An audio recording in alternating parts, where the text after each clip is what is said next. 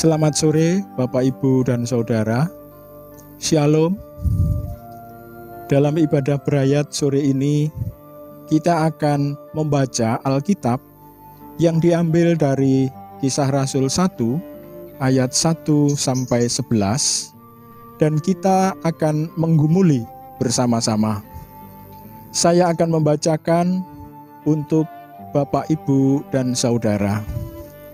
Kisah Rasul 1 ayat 1 sampai 11 yang demikian. Roh Kudus dijanjikan. Hai Theophilus, dalam bukuku yang pertama, aku menulis tentang segala sesuatu yang dikerjakan dan diajarkan Yesus sampai pada hari Ia terangkat. Sebelum itu Ia telah memberi perintahnya oleh Roh Kudus kepada rasul-rasul yang dipilihnya. Kepada mereka Ia menunjukkan dirinya setelah penderitaannya selesai. Dan dengan banyak tanda Ia membuktikan bahwa Ia hidup. Sebab selama 40 hari Ia berulang-ulang menampakkan diri dan berbicara kepada mereka tentang kerajaan Allah. Pada suatu hari ketika Ia makan bersama-sama dengan mereka, Ia melarang mereka meninggalkan Yerusalem dan menyuruh mereka tinggal di situ menantikan janji Bapa. Ya, demikian katanya, telah kamu dengar daripadaku, sebab Yohanes membaptis dengan air, tetapi tidak lama lagi kamu akan dibaptis dengan Roh Kudus. Maka bertanyalah mereka yang berkumpul di situ, Tuhan, maukah Engkau pada masa ini memulihkan kerajaan bagi Israel? Jawabnya, Engkau tidak perlu mengetahui masa dan waktu yang ditetapkan Bapa sendiri menurut kuasanya.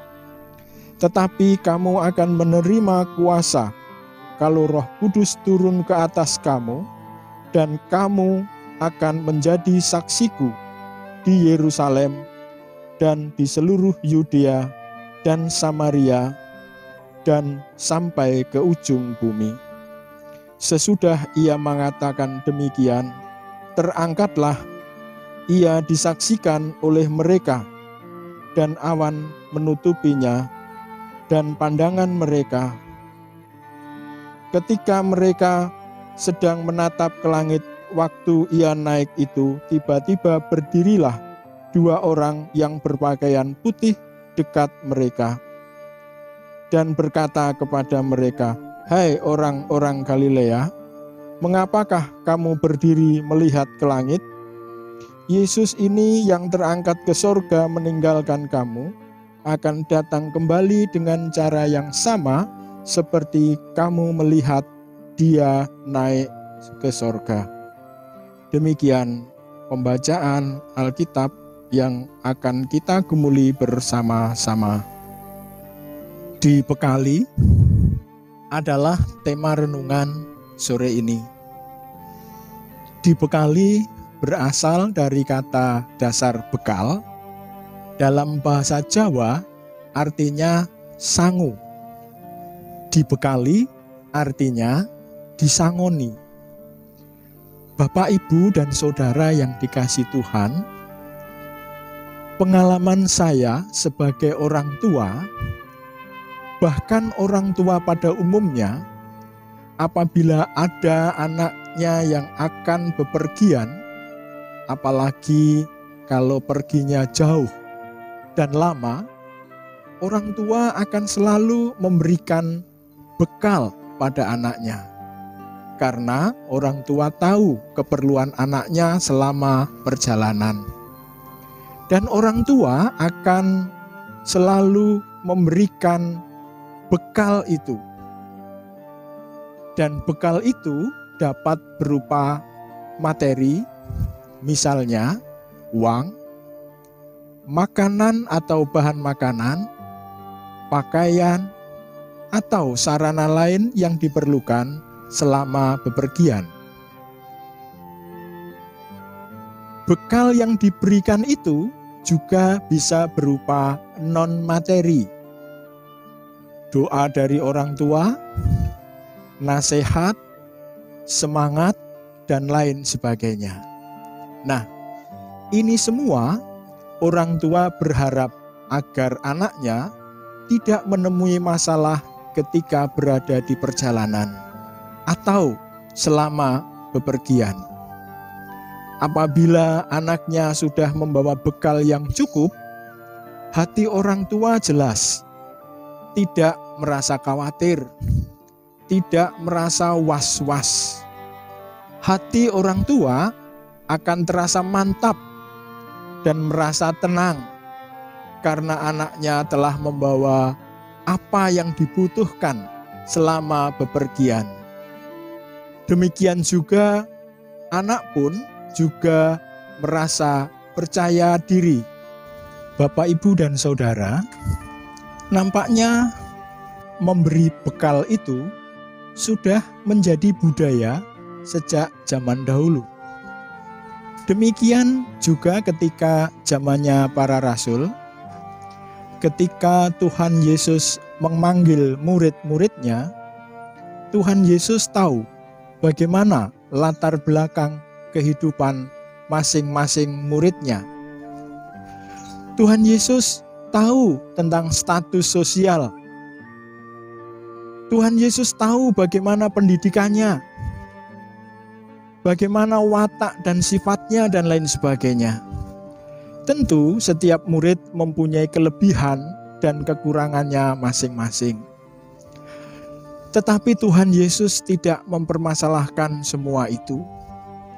Tuhan Yesus tidak mempermasalahkan tentang status sosial, tentang status pendidikan, tentang kecerdasan, dan lain sebagainya. Yang terpenting bagi Yesus adalah kebersediaannya ketika akan dibentuk menjadi pribadi yang baru. Bapak, Ibu, dan Saudara, para murid itu sudah lama ikut Tuhan Yesus. Dan setiap hari mereka bersama-sama dengan Tuhan Yesus. Artinya bahwa murid-murid Tuhan Yesus itu sudah tahu persis tentang pengajaran yang diberikan olehnya. Mulai dari awal pelayanan sampai di atas kayu salib. Bahkan sampai kebangkitannya. Semua itu dialami langsung oleh para murid. Apa yang dilakukan Yesus itu hanya untuk keselamatan bagi umat manusia. Sebenarnya pengalaman para murid ketika bersama Tuhan Yesus dalam menyampaikan kabar baik itu sudah cukup bagi para murid. Karena semua peristiwa itu dialami langsung oleh para murid. Dan itu semestinya sudah cukup untuk menjadi saksi yang kuat bagi Tuhan dalam karya penyelamatan dunia ini. Tetapi Tuhan Yesus tahu apa yang akan dibutuhkan selama mengemban amanat agung dari Tuhan Yesus itu. Sehingga sebelum terangkat ke sorga, Tuhan Yesus mengatakan kepada murid-muridnya dalam ayat yang ke-8, "Tetapi kamu akan menerima kuasa kalau Roh Kudus turun ke atas kamu, dan kamu akan menjadi saksiku di Yerusalem dan di seluruh Yudea dan Samaria dan sampai ke ujung bumi."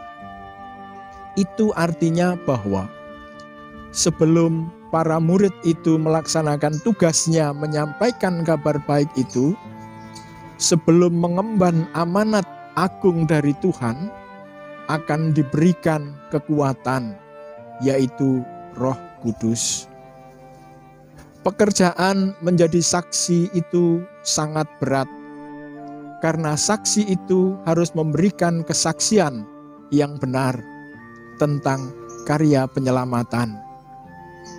Tugas menjadi saksi itu harus dapat meyakinkan kepada orang lain supaya dapat diterima dan dipercaya pada karya agung Tuhan. Sehingga seorang saksi itu berperilaku hidupnya harus mencerminkan yang ia saksikan. Karena yang dihadapi itu adalah orang-orang yang ahli, orang-orang yang pintar, bisa juga orang yang tanda kutip adalah bodoh, bisa juga orang yang kasar, orang yang halus, atau bahkan juga orang yang sombong, dan berbagai macam watak dan perilakunya. Semua itu adalah tantangan yang harus dihadapi. Oleh karena itu, perlu kebijaksanaan, butuh kekuatan, apalagi kekuatan dari Tuhan. Oleh karena itu, para murid dibekali Roh Kudus. Tugas untuk menjadi saksi itu tidak hanya terhenti pada murid waktu itu, tetapi terus berjalan sampai sekarang, dan kita yang telah menerima karya penyelamatan dari Tuhan, kita diutus untuk meneruskan menjadi saksi Kristus. Banyak tantangan yang kita hadapi, tetapi kita tidak dapat melakukan hanya dengan kekuatan kita sendiri. Kita memerlukan campur tangan Tuhan dalam pelayanan ini. Oleh karena itu, kebersediaan diri untuk menjadi saksi itu sangat diperlukan. Tuhan membutuhkan orang yang mau berserah diri untuk dibentuk dan menjadi saksi karya agung ini. Bapak, Ibu, dan Saudara yang dikasihi Tuhan, mari kita berserah diri pada Tuhan supaya Tuhan berkarya melalui Roh Kudus-Nya di dalam hidup kita, dan kita menjadi berkat bagi sesama. Amin.